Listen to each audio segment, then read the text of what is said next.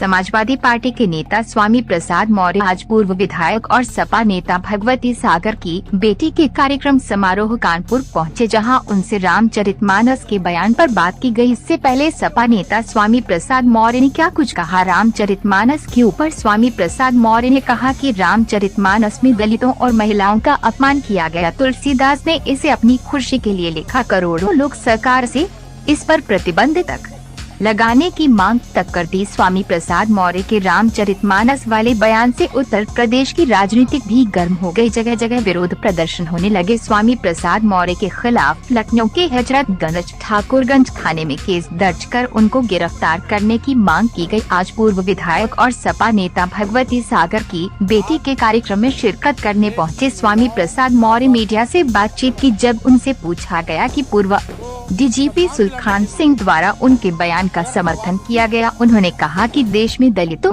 पिछड़ों और आदिवासियों को अधिकार दिलाने की आवाज का लोग समर्थन कर रहे। उन्होंने कहा कि चंद मुट्ठी भर लोग जो महिलाओं, दलितों और आदिवासियों का अपमान करना ही अपना धर्म मानते हैं, बस केवल उन्हीं के पेट में दर्द है। बड़े संत महात्माओं का कहना है कि जिस तरह स्वामी प्रसाद मौर्य जो है वो राजनीतिज्ञ है, उनको राजनीति पे बात करनी चाहिए, धर्म पर बात नहीं करनी चाहिए। मतलब हमने तो पहले ही कहा मैं सभी धर्मों का सम्मान करता हूँ, लेकिन गाली देना धर्म नहीं हो सकता। किसी को अपमानित करना धर्म नहीं है।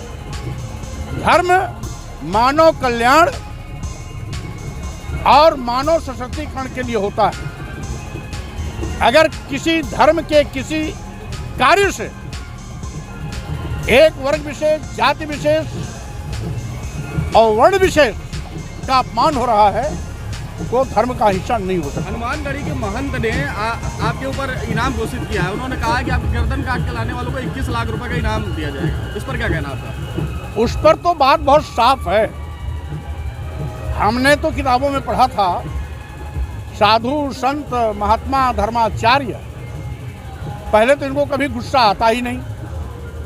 पूरे जिंदगी में अगर एक आध बार गुस्सा आ भी गया तो बैठे बैठे श्राप देते हैं, सब काम तमाम हो जाता है।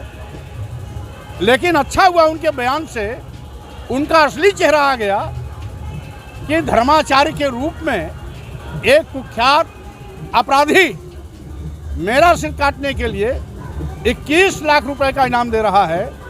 अगर उनको जब तक में विश्वास होता तो अयोध्या में बैठे बैठे श्राप दे करके स्वामी प्रसाद मौर्य को स्वाहा कर सकते थे। उनका 21 लाख रुपया भी बच जाता, उनका असली चेहरा भी नहीं सामने आता। और अब तो खुल गया मामला कि धर्म के चादर ओढ़कर ऐसे कुख्यात हिस्सी शीट अपराधी जो काट मार, जीभ काटना, सिर काटना, नाक काटना, कान काटने की बात करते हैं, वो संत हो ही नहीं सकते, क्योंकि ये संत स्वभाव नहीं। लेकिन रामचरितमानस की प्रतियां जलाई गई, आपने उसका विरोध क्यों नहीं किया? आपने क्यों नहीं कहा ये गलत है? यदि पहली बात तो अंश से आपको आपत्ति है, पहली बात तो आपने आधी अधूरी जानकारी करके खबर चलाना शुरू किया। कोई प्रति नहीं जलाई गई। अच्छा, लड़कों ने दफ्ती में लिख करके कि धर्म के नाम पर हम गाली नहीं सहेंगे, नहीं सहेंगे, ये जलाया गया। और एक चीज आप जान लीजिए, सम्मान की बात करना, किसी आपत्तिजनक शब्द को बैन करना या बाहर निकालना या संशोधन करना की मांग करना कानूनी तौर से अपराध नहीं। आप इसको पूर्व डीजीपी सुलखान सिंह ने इस बयान का समर्थन किया है, इस पर क्या कहना चाहेंगे? देखिए, आज देश की महिलाओं, आदिवासियों, दलितों, पिछड़ों को सम्मान दिलाने के लिए अगर आवाज उठी है तो पूरा देश एक साथ खड़ा है। साथ ही साथ कुछ चंद मुट्ठी भर लोग जो आदिवासियों, दलितों, पिछड़ों, महिलाओं को अपमानित करना अपना धर्म मानते हैं, जो धर्म के नाम पर इनको नीच, अधम, मारने पीटने का पात्र, अपमान किए जाने का पात्र बताते हैं, उन्हीं अकेले के पेट में दर्द है। शेष पूरे देश के लोग, बुद्धिजीवी हो या गांव का आम आदमी हो, सब एक मत एक साथ खड़ा है। लेकिन आपने इस तरीके से कह दिया है कि रामचरितमानस पूरा इसको बैन कर देना चाहिए, तो क्या ये पूरे तरीके से एक धर्म ग्रंथ को ही आप विरोध में आ गए आप? अब पहली बात तो ये कि 8 दिन से लगातार विवाद, ये प्रकरण चल रहा है, बहस चल रही है, और 8 दिन में आपने गंभीरता से आज तक ये नहीं जान पाया कि मैंने क्या कहा था। हवा में प्रश्न उछालने के पहले आपको जानकारी होनी चाहिए, मैं सभी धर्मों का सम्मान करता हूँ। रामचरितमानस से भी हमारा कोई मतलब नहीं है। कुछ चौपाई के वो अंश जिससे